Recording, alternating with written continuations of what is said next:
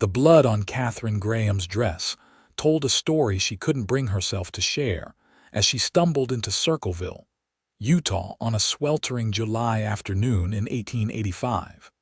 Her eyes wild with fear and her golden hair matted with sweat and dirt. The small settlement of Circleville, nestled in the Paiute County valleys, was no stranger to hardship, having weathered Indian conflicts and harsh winters since its founding 2 decades prior. But the sight of a well-dressed woman stumbling down their dusty main street, the hem of her once fine blue dress caked with blood that had turned rusty brown under the merciless sun, was enough to turn heads and silence conversation. Katherine kept her gaze fixed on the ground ahead of her, ignoring the gasps and whispers that followed in her wake. Her throat burned with thirst, her feet blistered and raw inside her fashionable boots that were never meant for walking miles through the unforgiving terrain. She had been traveling for 2 days, sleeping in sagebrush hollows and drinking from streams when she could find them, all the while looking over her shoulder. The sign for Porter's General Store swung lazily in the hot breeze, offering the promise of shelter from both the heat and the curious stares. Katherine summoned her last reserves of strength and pushed through the door. The cool dimness inside was a blessed relief after the glaring sun. The store smelled of coffee, leather, and tobacco, comforting scents after so many hours surrounded by nothing but dust and fear. A few patrons browsing the shelves stopped to stare at her, and Katherine felt her legs begin to buckle. "Madam, are you all right?" A deep voice cut through the silence. She raised her head to see a tall man approaching from behind the counter. His broad shoulders were clad in a faded blue shirt, and a worn leather vest hung open across his chest. The silver star pinned to his vest caught what little light filtered through the dusty windows. I need," she began, but the words died on her lips as the room tilted alarmingly. The last thing she saw before darkness claimed her was a pair of concerned blue eyes beneath the brim of a well-worn Stetson. When Katherine awoke, she was lying on a narrow bed in an unfamiliar room. The walls were plain wood, unadorned except for a small cross hanging above the doorway. A patchwork quilt had been tucked around her, and someone had removed her boots. For a moment, panic seized her dress. Where was her dress? But glancing down, she saw she'd been changed into a simple cotton nightgown. "You're awake." The voice drew her attention to a chair beside the bed, where the man from the store sat watching her. In the soft lamplight, she could see him more clearly. He was perhaps 30, with the weathered tan of someone who spent most of his days outdoors. His dark brown hair was slightly too long, curling at the nape of his neck, and a neatly trimmed beard framed a strong jaw. There was kindness in his face, but wariness too. "Where am I?" Katherine asked, her voice barely above a whisper. "My place, above the store." He leaned forward, resting his elbows on his knees. "I'm Brady Dixon, town sheriff here in Circleville, sheriff." The word sent a fresh wave of fear through her, and she struggled to sit up. "Easy now," Brady said, reaching out a hand but stopping short of touching her. "You've been out for hours. Doc Warren says you're suffering from heat exhaustion and dehydration, not to mention those feet of yours." Katherine's gaze darted around the room, seeking escape routes. "I need to go." "I can't stay here." "Madam, with all due respect, you can barely stand, and it's the middle of the night." His voice was gentle but firm. "Whatever trouble you're in, it can wait till morning." "You don't understand," she whispered, pulling the quilt tighter around herself. Brady studied her for a long moment. "Your dress was stained with blood," he said finally. "A lot of blood." Katherine stiffened, waiting for the questions, the accusations, the demand for explanations she wasn't prepared to give. But they didn't come. Instead, Brady stood and crossed to a small bureau, returning with a tin cup of water. "Here, you need to drink." She took it with trembling hands and sipped cautiously, the cool water heaven against her parched throat. "I'm not asking what happened," Brady said quietly. "But I am offering you a safe place to rest. No one will bother you here." The simple kindness in his words broke something inside her. Tears welled in Catherine's eyes and spilled over before she could stop them.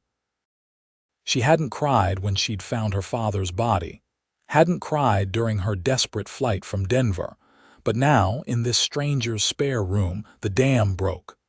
Brady didn't attempt to comfort her physically, seeming to sense her need for space.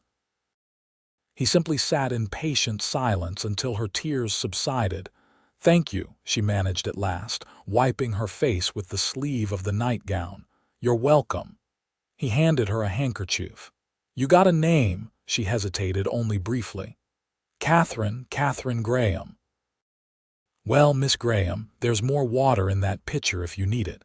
Outhouse is out back if nature calls. I'll be just across the hall if you need anything else." He stood and moved toward the door. "Try to get some sleep. Morning comes early around here. Sheriff Dixon." She called as his hand touched the doorknob. He turned back. "Brady's fine. Brady." The name felt strange on her tongue. "Why are you helping me?" A shadow passed across his face. "Because there was a time when someone showed me kindness when I needed it most. Figured I owed the same to the next person." With that, he stepped out, closing the door softly behind him. Katherine lay back against the pillow, her mind racing despite her exhaustion. She had planned to keep moving, to put as much distance between herself and Denver as possible. Circleville had only been meant as a brief stop, a place to get supplies before continuing south toward Arizona territory. But her body had betrayed her, and now she was at the mercy of a stranger, a sheriff, no less. If the telegrams had gone out, if they were looking for her. But he hadn't asked. He hadn't demanded to know why a respectable woman was wandering alone with blood on her dress. He had simply offered help. Catherine's eyes grew heavy as fatigue overtook her once more. Tomorrow, she would have to decide whether to trust Brady Dixon or continue her flight. For tonight, at least, she was safe. When she next opened her eyes, sunlight was streaming through the small window, and the sounds of the awakening town filtered up from the street below. The tantalizing aroma of coffee and frying bacon made her stomach growl painfully, reminding her how long it had been since she'd eaten a proper meal. Katherine pushed back the quilt and gingerly swung her legs over the side of the bed. Her feet were wrapped in clean bandages, and when she put weight on them, the pain was less than she'd feared. Someone the Dr. Brady had mentioned presumably had treated her blisters while she slept. A soft knock at the door startled her. "Miss Graham, you awake?" Brady's voice called. "Yes," she answered, suddenly conscious of her borrowed nightgown and disheveled appearance. "There's hot water for washing up, and Mrs. Porter sent over some clothes that might fit you. They're outside your door. Breakfast is ready whenever you are." Katherine listened to his footsteps retreat before opening the door a crack. On the floor sat a large pitcher of steaming water, a basin, a small towel, and a bundle wrapped in brown paper. She brought them inside quickly and closed the door. The clothes, though clearly second-hand, were clean and of good quality. A plain brown skirt, a cream-colored shirtwaist with tiny blue flowers embroidered at the collar, and the necessary undergarments. They were slightly too large, but Katherine was grateful beyond words. After washing and dressing, she made her way carefully down the narrow hallway, following the enticing smells to a small kitchen. Brady stood at a cast-iron stove, his back to her, frying something in a pan. He had exchanged yesterday's blue shirt for a faded red one, but the same worn vest hung from his broad shoulders. "Good morning," she said softly. He turned, spatula in hand, and for a moment simply looked at her. "Morning. You look better." "I feel better, thank you." Brady nodded toward a small table set with 2 plates. "Sit. Coffee's hot." Katherine obeyed, finding herself strangely comfortable in this stranger's home. The room was simple but tidy, with a few personal touches: a colorful quilt hanging on one wall, a shelf of books, a small vase of wildflowers on the windowsill that spoke of a home rather than merely a place to sleep. "You live alone?" she asked as Brady set a plate before her: eggs, bacon, and johnny cake with molasses. "Yep." He poured coffee for them both before taking the seat across from her. "Been sheriff here going on 5 years now. Came with the job." Katherine took a small bite of eggs, then another larger one as her hunger asserted itself. She hadn't realized how famished she was until food was before her. "How are your feet?" Brady asked between bites. "Better. The bandages helped. Doc Warren knows his business. Said to keep them wrapped another day or 2. Katherine nodded, using the coffee cup to hide her expression. Another day or 2. Was it safe to stay that long? As if reading her thoughts, Brady set down his fork and looked at her directly. "Miss Graham, I meant what I said last night. I'm not asking for your story, but I do need to know if there's someone after you, if this town might be in danger." The directness of the question caught her off guard. She considered lying, then realized there was no point. Not immediately, but yes, there could be. Brady absorbed this with a slight nod. "They know you headed this way." "I don't think so. I took a roundabout route." She hesitated, then added, "I didn't plan to stay in Circleville. I was just passing through on my way south." "To where?" "I don't know exactly. Somewhere no one would think to look for me." Brady took a sip of his coffee, regarding her thoughtfully over the rim. "Must be something mighty serious to send a lady like you running alone through the desert." It wasn't quite a question, so Katherine didn't answer. They finished their meal in silence, but it wasn't uncomfortable. After breakfast, Brady cleared the plates. "I need to open the store and check in at the office. You're welcome to stay here and rest, or there's some books if you get bored." Katherine glanced at the shelf he indicated. "You read a lot." A hint of self-consciousness crossed his face. "Winter nights get long, not much else to do." She smiled, the first genuine smile since she'd arrived. "I love books. My father." Her voice caught on the word and she stopped. Brady studied her, his blue eyes discerning but kind. "Take your time. Rest those feet. I'll bring up some lunch later." After he left, Katherine explored the small apartment. Besides the kitchen and 2 bedrooms, there was a modest sitting area with a comfortable-looking armchair and a stove for winter heating. Everything was neat and functional, with occasional touches that hinted at a care for comfort beyond mere necessity. She selected a book from the shelf, a worn copy of The Last of the Mohicans, and settled into the armchair by the window.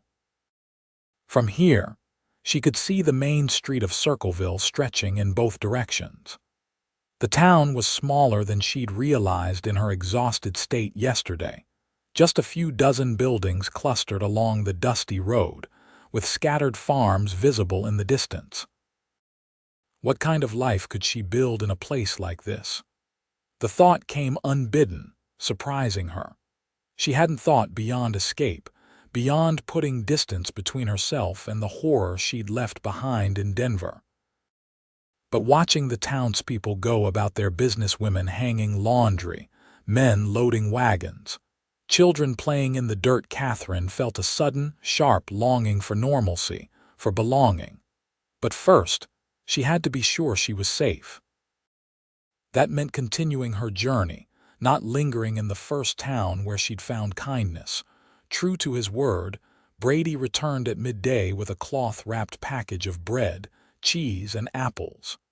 He set it on the table without ceremony. "How's the book?" he asked, noticing the volume in her lap. "Engaging. You have good taste." He shrugged, seemingly pleased but embarrassed by the compliment. "Store's quiet if you wanted to come down for a bit. Might do you good to move around some." Katherine considered the offer. She was restless after a morning confined to the apartment, but venturing out meant risking being seen, remembered. I don't want to impose. It's no imposition. Besides, folks are already talking. Might as well give them something real to gossip about instead of making up wild stories. She couldn't help but smile at his frankness. What are they saying? Oh, everything from you being my secret wife come to surprise me to a famous actress running from a jealous lover. His eyes crinkled at the corners when he smiled. Small towns run on gossip, Miss Graham. Katherine, please, she said, surprising herself. And I suppose I could come down for a little while. The general store occupied the entire ground floor of the building. It was larger than it had appeared to Katherine in her distressed state the previous day. The shelves stocked with an impressive array of goods for such a small town.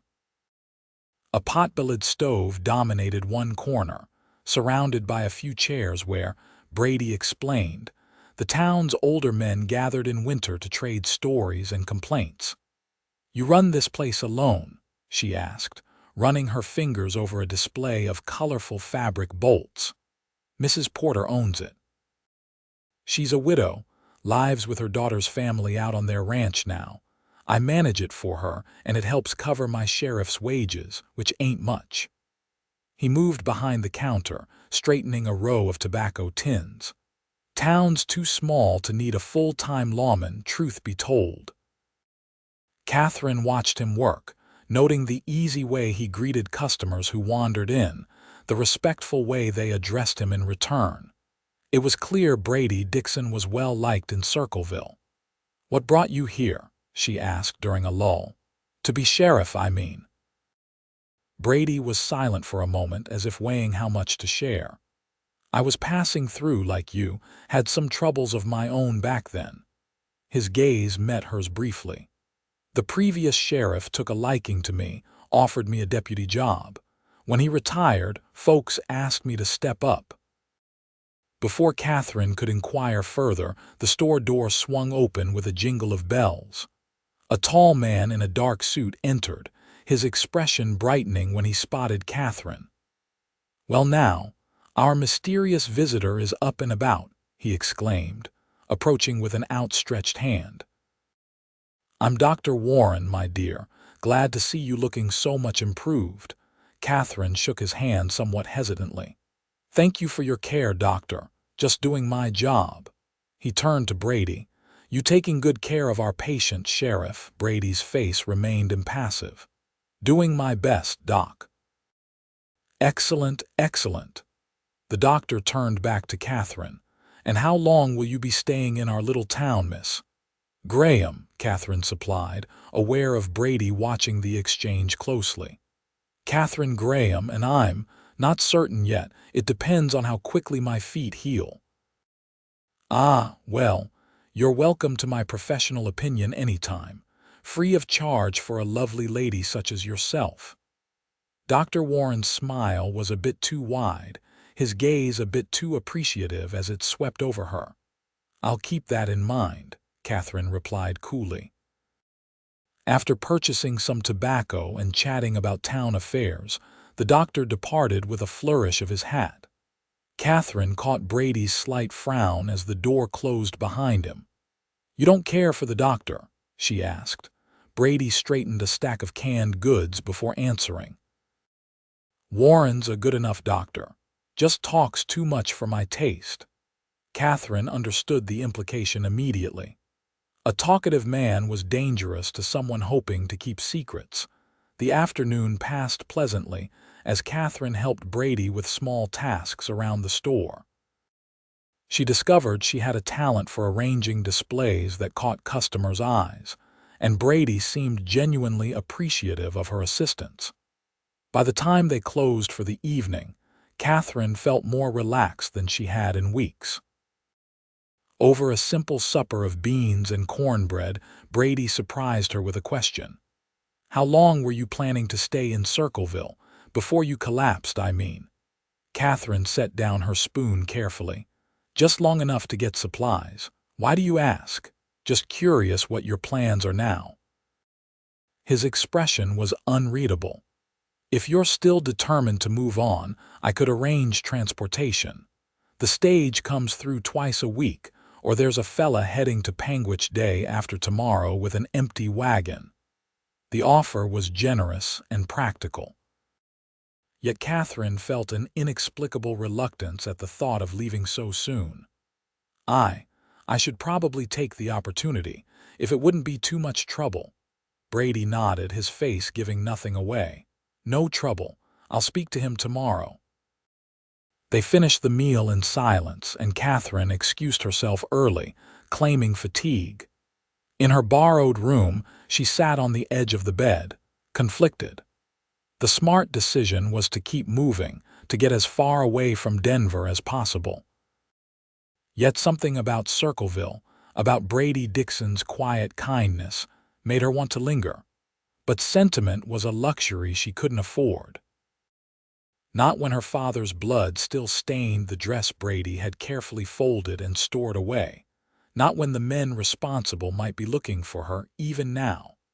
The next morning dawned cooler, with clouds gathering over the distant mountains. Katherine awoke to find a parcel wrapped in brown paper at the foot of her bed, a new dress, simple but well made, in a soft blue that complemented her eyes. A note in Brady's neat, surprisingly elegant handwriting explained that Mrs. Porter had sent it over, insisting their guest needed something fresh to wear. The thoughtfulness of the gesture brought tears to Katherine's eyes.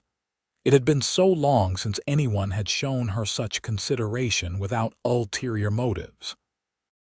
Her father had tried in his way, but Jefferson Graham had been consumed by his business ventures, his political ambitions, and later, the gambling debts that had ultimately led to his death. Katherine dressed in her new clothes and made her way to the kitchen, where Brady was already cooking breakfast. He turned at her entrance, and something flickered in his eyes as he took in her appearance. "Blue suits you," he said simply, turning back to the stove. "Please thank Mrs. Porter for me. It's too generous. You can thank her yourself. She's coming into town today for supplies." Brady served up plates of flapjacks drizzled with honey. "I spoke to Jeb Taylor about taking you to Panguitch. He leaves tomorrow at first light." "Thank you," Katherine murmured, though the prospect of leaving suddenly felt less like escape and more like loss. After breakfast, Brady left for his sheriff's duties, and Katherine busied herself straightening the apartment.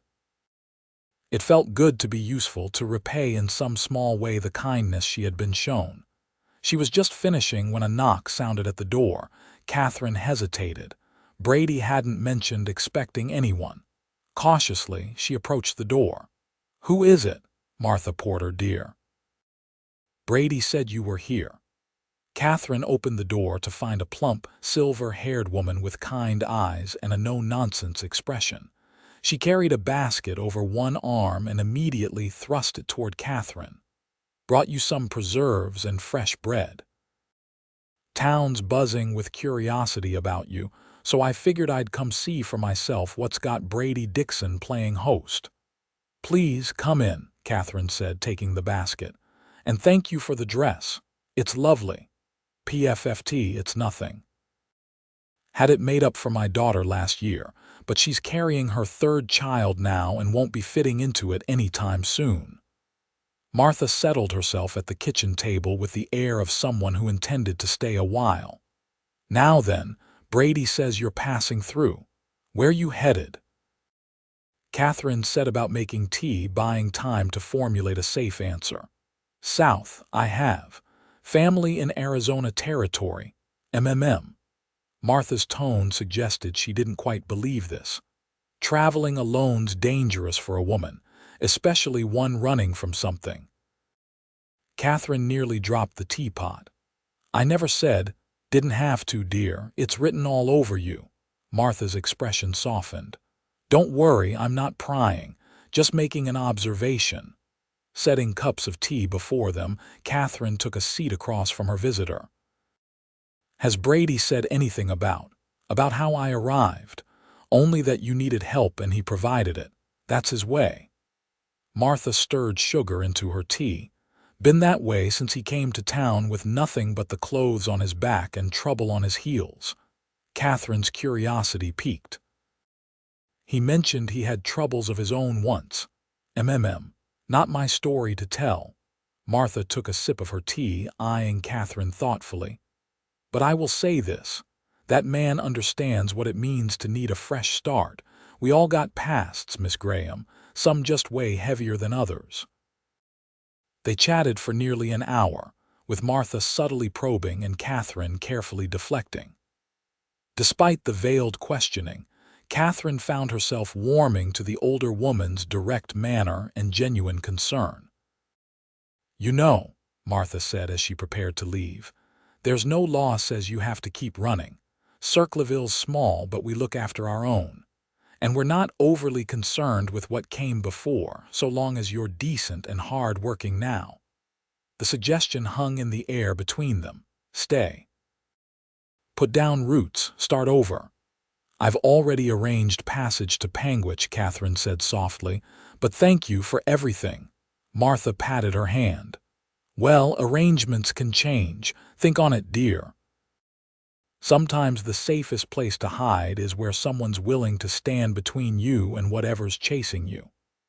After Martha left, Catherine found herself restless, her thoughts churning. She decided to visit the small mercantile across the street to purchase a few necessities for her journey. The shopkeeper, a balding man with spectacles perched on his nose, eyed her with undisguised curiosity as she selected soap, a hairbrush, and other small items. You're Sheriff Dixon's guest, he stated rather than asked as he wrapped her purchases. Yes, for a short time. Catherine kept her tone polite but distant. Interesting. The shopkeeper leaned forward conspiratorially. You know, he's never had a woman up in that apartment before, not in all the 5 years he's been here. Catherine felt heat rise to her cheeks.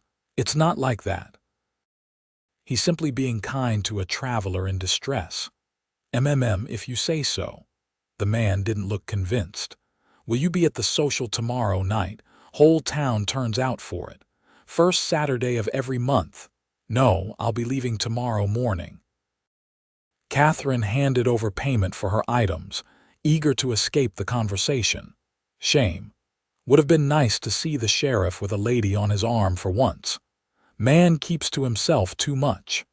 Outside, the clouds had thickened, and a cool breeze hinted at coming rain.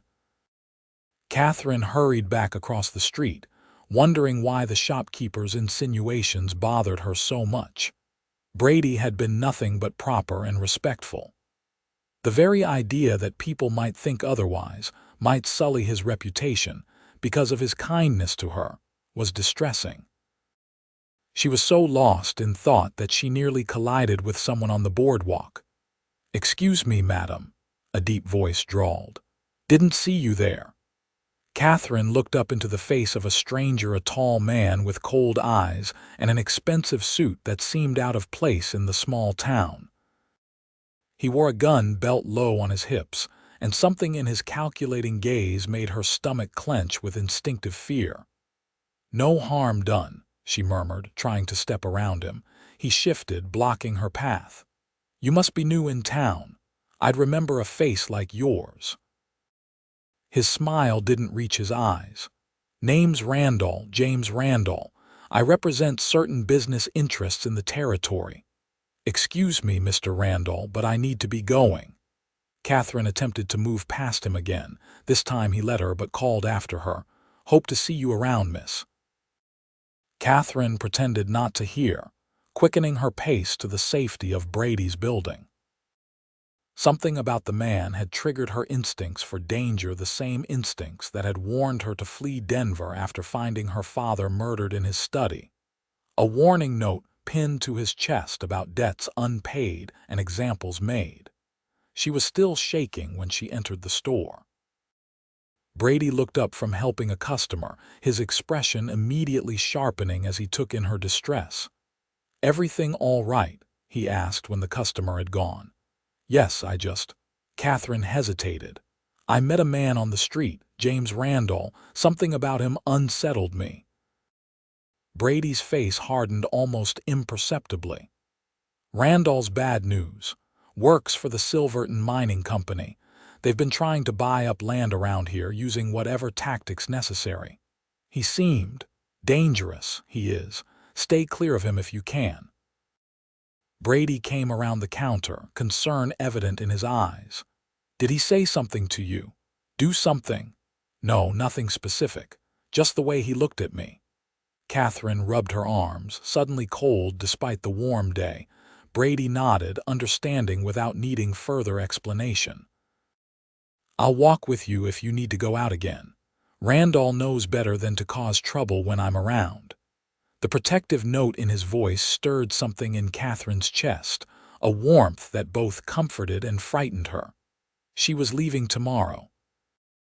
There was no sense in developing feelings for this quiet lawman, with the kind eyes and steady presence. Yet as the day progressed, she found herself watching him, the gentle way he helped an elderly customer count out pennies, the patience he showed a child deliberating over candy choices, the respect with which he treated everyone who entered his store. Brady Dixon was a good man, the kind her father had always warned were too rare to trust. That evening, as they sat by the stove with coffee after dinner, Katherine found the courage to ask the question that had been on her mind since meeting Martha Porter. What trouble were you running from when you came to Circleville? Brady's hand stilled around his mug. For a long moment she thought he wouldn't answer. I killed a man, he said finally, his voice low. In Texas. Katherine waited, not pressing, giving him the same space he had granted her. He deserved it, Brady continued, staring into the fire. He'd murdered my brother over a card game. I tracked him to El Paso and confronted him. He drew on me. A muscle worked in his jaw. It was a fair fight, but his family was powerful. They put a bounty on my head, claimed I'd gunned him down in cold blood. So you ran. Brady's eyes met hers. I ran. For 2 years, looking over my shoulder, never staying anywhere long enough to make connections. Then my horse came up lame outside Circleville. Old Sheriff Hoskins took me in, listened to my story, believed me. His voice softened with remembered gratitude. Offered me a job, said if I wanted to stop running, this was as good a place as any to stand and fight. And the bounty, Hoskins helped clear my name. Turned out there'd been witnesses to the shooting who were willing to testify once someone asked the right questions. The bounty was dropped. Brady set his coffee aside. Sometimes running isn't the answer, Katherine. Sometimes you need to face what's chasing you. The use of her first name, the quiet intensity of his gaze, made her heart beat faster. It's not that simple. It never is. Brady leaned forward. I'm not asking what happened, but if there's a way I can help legally as sheriff, I'd like to. Katherine shook her head, tears threatening again. You've already helped more than you know, just by. She gestured helplessly. By not asking questions, by offering kindness when I needed it most. It wasn't much. It was everything, she whispered. The air between them seemed to thicken, charged with unspoken feelings. Brady's gaze dropped to her lips, then away as if catching himself. I should turn in, he said, rising. Early start tomorrow if you're still set on leaving with Jeb. Katherine nodded, suddenly uncertain of her decision. Yes, I should go. Right. Brady gathered their empty cups. Good night, then. Good night, Brady. In her room, Katherine sat on the edge of the bed, torn between the safety of flight and the unexpected pull she felt toward Brady Dixon and this small town that had sheltered her. Was Martha right? Could she start over here, build a new life far from the shadows of Denver? The sound of raised voices from the street interrupted her thoughts. Moving to the window, Katherine peered out into the gathering dusk. Brady stood on the boardwalk below, confronting James Randall and 2 other men. Though she couldn't make out the words, the tension in Brady's stance was clear. Randall jabbed a finger into Brady's chest, his face twisted with anger. Brady didn't back down, his hand resting casually near his holstered gun. After a tense moment, Randall spat on the ground and stalked away, his companions following. Katherine watched Brady stand there a moment longer, shoulders rigid, before turning back toward the store. Their eyes met through the window, and something passed between them, a recognition, perhaps, of shared understanding, of dangers faced and choices made.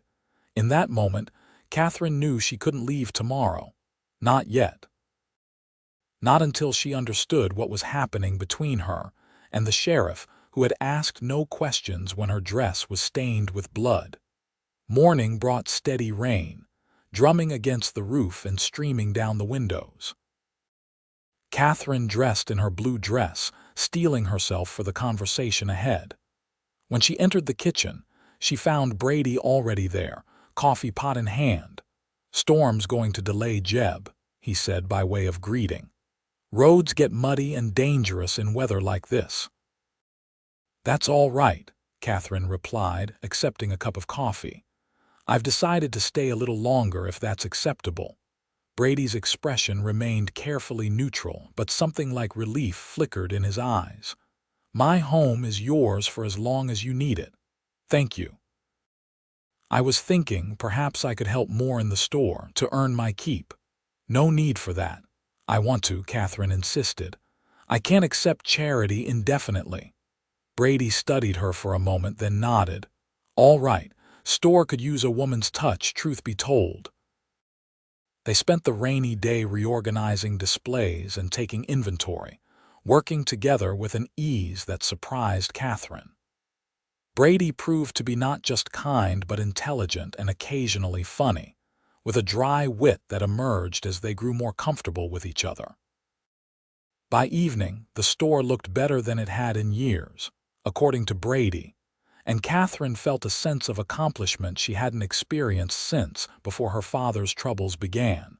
Over the next few days, a routine developed. Katherine helped in the store during the day while Brady split his time between merchant and sheriff duties. In the evenings, they shared simple meals and conversation that grew increasingly personal. Katherine was careful never to reveal the specific circumstances of her arrival in Circleville, but she spoke of her childhood in Denver, her love of books, her dreams of one-day teaching school. Brady, in turn, told her about growing up on a small ranch in Texas, about his brother's artistic talents and their mother's infamous peach cobbler. He spoke of his early days as a deputy, of learning to balance justice with mercy in a frontier town where the law was often whatever the man with the badge decided it was. "You're a good sheriff," Katherine told him one evening as they sat on the small back porch, watching lightning flicker on the distant horizon. "I try to be fair," Brady replied.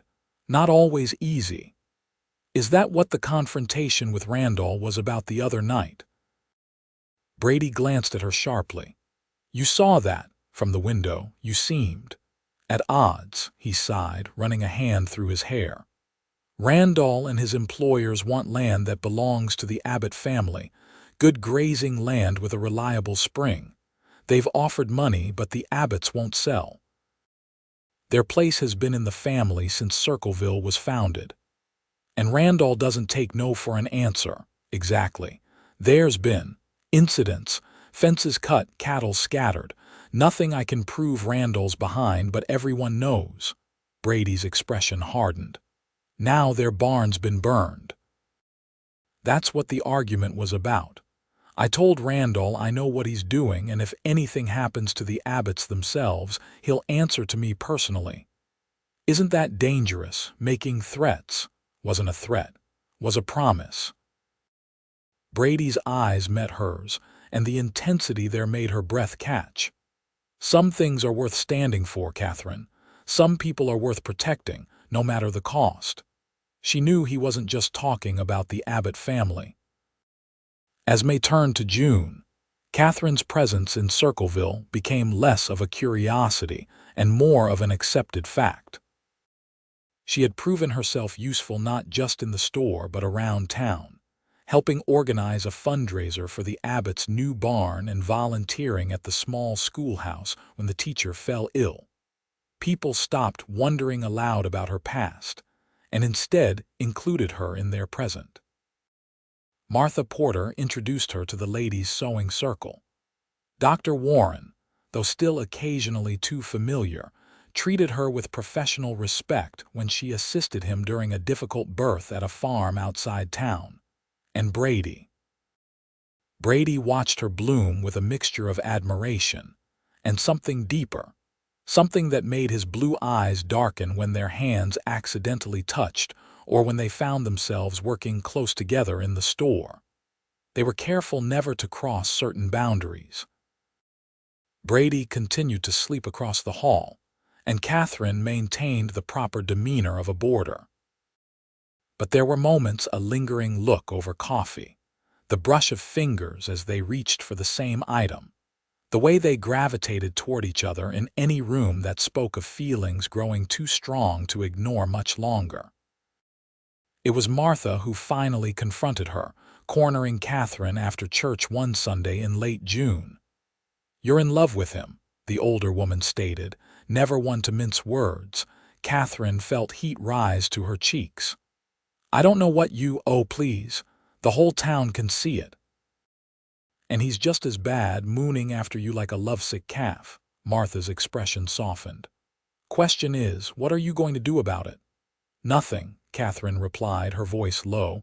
"It wouldn't be fair to him. My past, your past is your business. But that boy deserves happiness, and so do you." Martha squeezed her arm. "Whatever you're running from, is it worth denying yourself a chance at love?" The question haunted Katherine for days afterward. Was it fair to Brady to involve him in her troubles? If Henderson's men were still looking for her, if they discovered her father had told her about the embezzlement scheme before they killed him, would they come for her too? And by extension, for anyone close to her. Yet the thought of leaving Circleville, of leaving Brady, created a physical ache in her chest. Somehow, in just over a month, this small town and its quiet sheriff had become more home to her than Denver had ever been. The decision was forced upon her on a sweltering afternoon in early July. Katherine was alone in the store, Brady having ridden out to investigate reports of cattle rustling near the Abbott ranch. The bell over the door jingled, and she looked up with a welcoming smile that froze on her face. Two men entered, strangers, dressed in city clothes that were dusty from travel. One was tall and thin with a pockmarked face. The other, shorter and broader, had a scar that pulled one side of his mouth into a permanent sneer. "Well, well," the taller one said, his voice oily with satisfaction. "If it isn't Miss Katherine Graham." "Henderson said you might have fled this direction." Katherine's blood ran cold. "I don't know what you're talking about. You must be mistaking me for someone else." The scarred man laughed, a harsh sound. "No mistake, madam. We've been tracking you since Denver. Took a while, but we're persistent when Mr. Henderson pays us to be." "What do you want?" Katherine asked, edging toward the counter where she knew Brady kept a shotgun. "Just to talk." The tall man removed his hat with mock politeness. "Mr. Henderson is concerned about some papers your father might have given you before his unfortunate accident." "I don't have any papers." "Now, see, we don't believe that." The scarred man moved to block her path to the counter. "Jefferson Graham was smart enough to keep insurance. And just before we paid him a visit, he was seen entering his study with his daughter. That's you." His sneer widened. "Then you disappeared same night he turned up dead. Mighty suspicious." Katherine's mind raced. They were right, her father had given her documents, evidence of the embezzlement scheme that had gotten him killed when he'd threatened to expose his partners. The papers were sewn into the lining of her blood-stained dress, the very dress Brady had carefully stored away without questions. "I have nothing for you," she said firmly. "My father was killed by burglars. I fled because I was frightened, that's all." The tall man sighed theatrically. "Miss Graham, we can do this easy or hard. Henderson doesn't care which. Is there a problem here?" All three turned to see Martha Porter standing in the doorway, her shrewd eyes taking in the scene. "No problem, madam," the tall man said smoothly. "Just catching up with an old friend." Martha clearly didn't believe him. "Katherine, dear, Brady asked me to tell you he'll be back by supper. Said not to worry if he's a bit late." It was a lie, but a pointed one. "Thank you, Martha." Katherine's voice was steadier than she felt. The two men exchanged glances. "We'll be staying in town a few days," the scarred one said. "Plenty of time to continue our conversation." They left with tipped hats and false smiles. As soon as they were gone, Katherine's legs gave way and she sank onto a nearby stool. "Those men mean you harm," Martha said, not a question but a statement. "Yes. They from Denver. Something to do with that bloody dress Brady hid away." Katherine stared at her. "How did you? Brady needed clean clothes for you. I'm the one who provided them, remember? Saw the dress when he was putting it away." Martha moved behind the counter, retrieving the shotgun and checking it was loaded. "You're going to need to tell him everything. I can't involve him in this. These men are killers. Girl, he's been involved since the moment you stumbled into his store." Martha placed the shotgun on the counter within easy reach. "I'll stay with you until he gets back. Then you two need to have a serious conversation." Brady returned as dusk was falling, his expression darkening as Martha and Katherine explained the situation. He listened without interruption, his jaw tightening as Katherine finally revealed the full truth. How her father had discovered his business partners were embezzling from investors. How he'd gathered evidence intending to expose them. How she'd found him murdered in his study with a warning pinned to his chest. "I took the documents he'd hidden for me," she finished, her voice barely above a whisper. "They're in the lining of my dress, the dress I was wearing when I arrived here." Brady was silent for a long moment after she finished. "These men," he said finally, "they're staying at the hotel." "That's what they said." He nodded, his expression grim. "Martha, would you mind staying with Katherine tonight? I need to send some telegrams." "Brady," Katherine caught his arm as he turned to leave. "I'm so sorry. I never meant to bring this danger to your door." His eyes softened as they met hers. "You've got nothing to be sorry for. This Henderson fellow and his men are the ones who should be sorry." He covered her hand with his own. "I'll handle this, Katherine, I promise." After Brady left, Martha insisted on cooking dinner, keeping up a steady stream of conversation that Katherine barely heard. Her mind was racing with fear, not for herself now, but for Brady. What if Henderson's men hurt him? What if her presence in Circleville brought violence to this peaceful town? "Stop fretting," Martha said sharply, setting a plate before her. "Brady Dixon knows what he's doing. They're dangerous men." "So is he when he needs to be." Martha's expression was knowing. "You've only seen the shopkeeper and the fair-minded sheriff, but there's another side to him. The side that tracked his brother's killer across Texas and faced him down." Katherine remembered the steel in Brady's eyes when he'd spoken of protecting what mattered. She just hadn't realized she might be among those things. Brady didn't return that night. Martha insisted Katherine take his bedroom while she kept watch in the kitchen with the shotgun across her lap. Despite her exhaustion, Katherine slept fitfully, surrounded by Brady's scent on the pillows, tormented by visions of what might be happening elsewhere in town. Morning brought no news. Martha left briefly to check her own store, returning with fresh bread and the information that Brady had been seen leaving the hotel at dawn with the two strangers, all three on horseback headed south. "South," Katherine frowned. That makes no sense.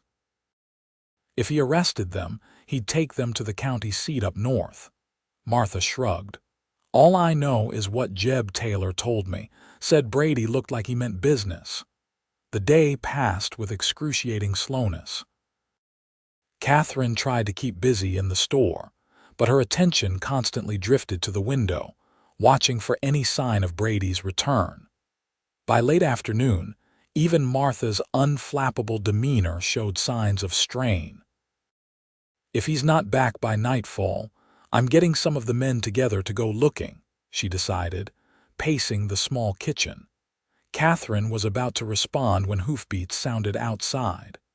She rushed to the window to see Brady dismounting from his horse, alone and apparently unharmed. Relief flooded through her with such force that her knees weakened. He entered a moment later, his expression unreadable as he took in the two women waiting for him. "Where have you been?" Martha demanded.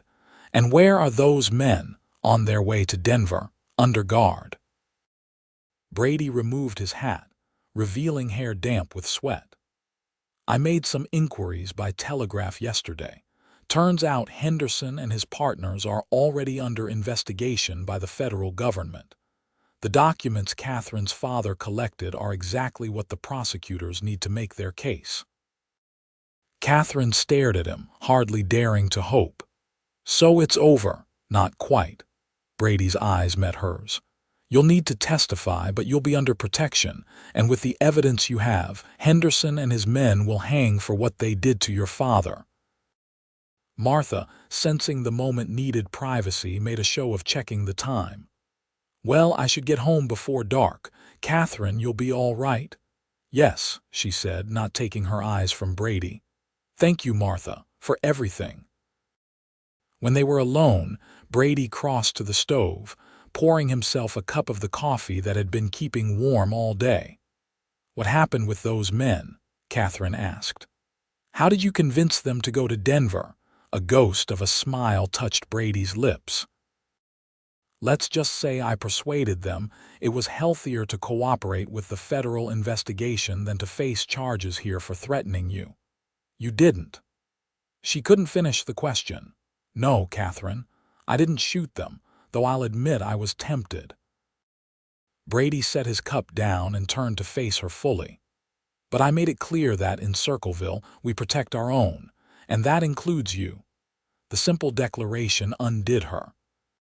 Tears spilled down her cheeks as weeks of fear and uncertainty gave way to the realization that she was truly safe not just from Henderson's men, but in a deeper sense. Safe with this man who had offered kindness when her dress was stained with blood, who had given her shelter without demands, who had now put himself at risk to protect her. "Brady," she whispered. And then she was in his arms, her face pressed against his chest, his heart beat strong and steady beneath her cheek. His arms tightened around her, one hand cradling the back of her head, the other splayed across her back, holding her as if she were something precious. "I thought I'd lost you," he murmured into her hair. "When I realized who those men were, what they might have done." Katherine pulled back enough to look up at him. "You saved me. Again." "No." Brady's hand moved to cup her cheek, his thumb gently wiping away her tears. "You saved yourself when you ran from Denver. You're the bravest person I know, Katherine Graham." The admiration in his eyes gave her courage. "I don't want to run anymore. I want to stay, here in Circleville." Her voice dropped to a whisper. "With you if you'll have me." For answer, Brady lowered his head and kissed her a gentle kiss at first, as if he feared she might break, then deeper as she responded, her hands sliding up to tangle in his hair.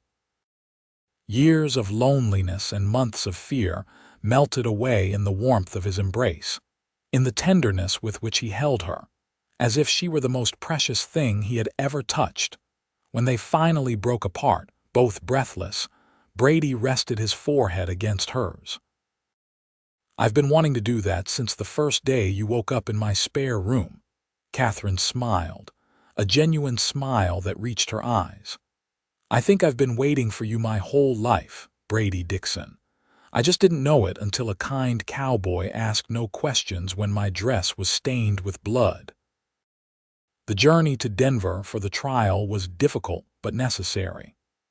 Katherine testified about her father's discoveries, presenting the hidden documents as evidence against Henderson and his associates. Brady stayed by her side throughout, his steady presence giving her strength when memories threatened to overwhelm her. Justice was swift and severe.